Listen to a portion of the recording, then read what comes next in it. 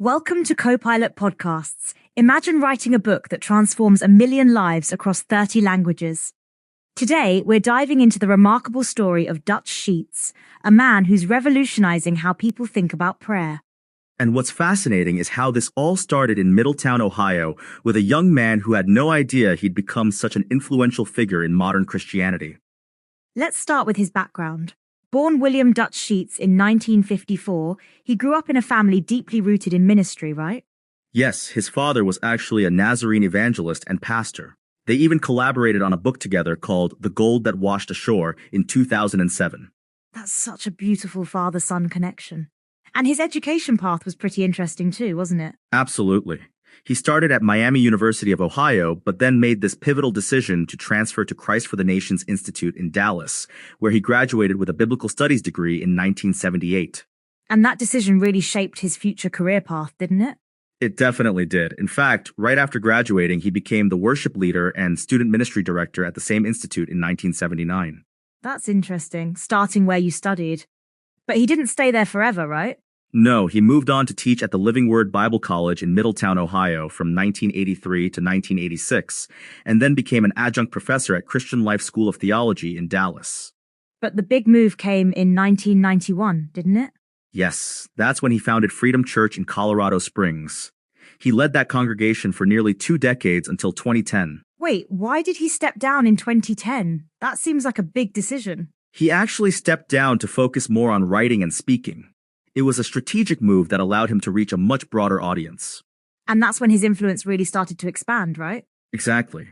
In 1997, he founded Dutch Sheets Ministries, where he serves as CEO and president. But his real breakthrough came with his first book. Ah, yes, Intercessory Prayer, published in 1996. That book was huge, wasn't it? Massive. It sold over 1 million copies worldwide and has been translated into more than 30 languages.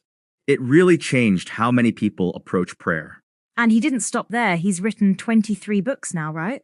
That's right. 3 of them were co-written, but all primarily focus on prayer and Christian biblical teachings. You know what I find fascinating? His concept of kingly intercession. Can you explain what that means? It's really interesting, actually.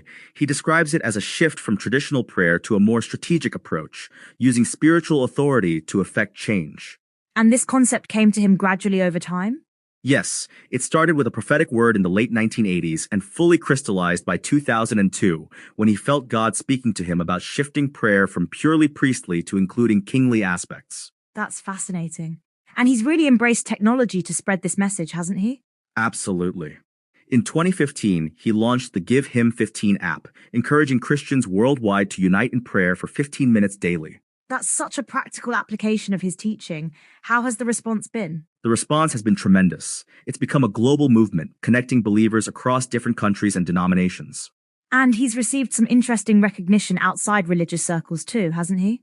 Yes, he was named a Kentucky Colonel twice, once in 2004 and again in 2011. He was also named an Arkansas Traveler in 2021. Those are quite unique honors for a religious leader. They really are. It shows how his influence extends beyond just religious circles into broader cultural impact. Let's talk about his personal life a bit. He's been married to Ceci since 1977, right?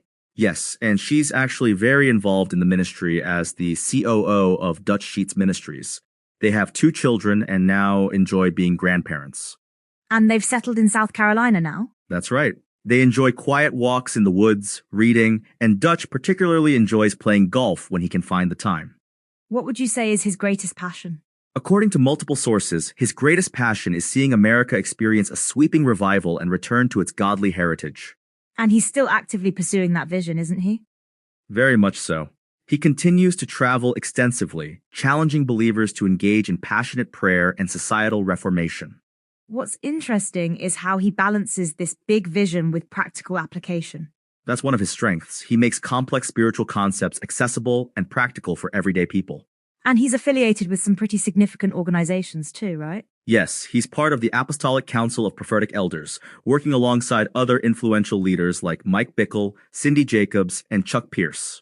That's quite a network. How does he maintain such a broad influence? Through consistent messaging and multiple platforms, books, speaking engagements, digital media, and his daily prayer initiative. Speaking of influence, what would you say is his most significant contribution?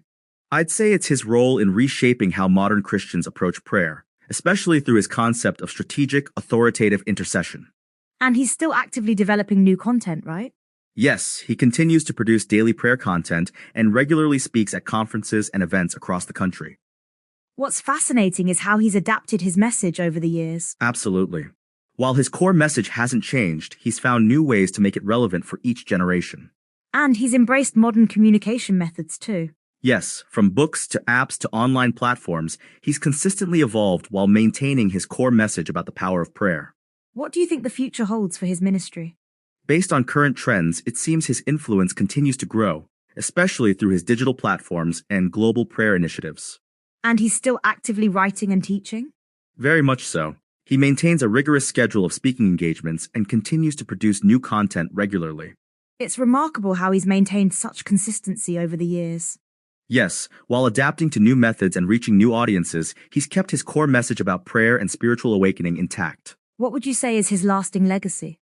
His redefinition of intercessory prayer and its role in societal transformation will likely influence generations to come. And he's still adding to that legacy every day.